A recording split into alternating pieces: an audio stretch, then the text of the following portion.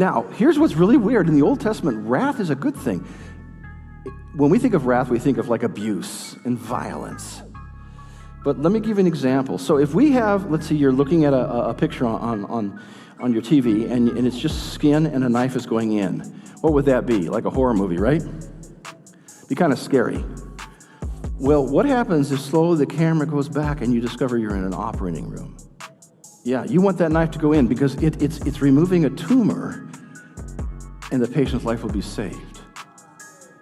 God's wrath is the knife removing the tumor in our lives and in all of creation for the salvation of the world, because the Son was not sent to condemn the world, but through him the world might be saved.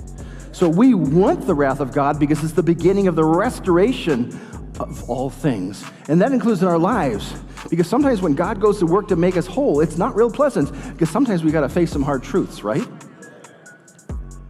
But God's promised to be with us. So through that, this the wrath of God and the judgment of God on our lives, we call it sanctification, the process of becoming more like Jesus.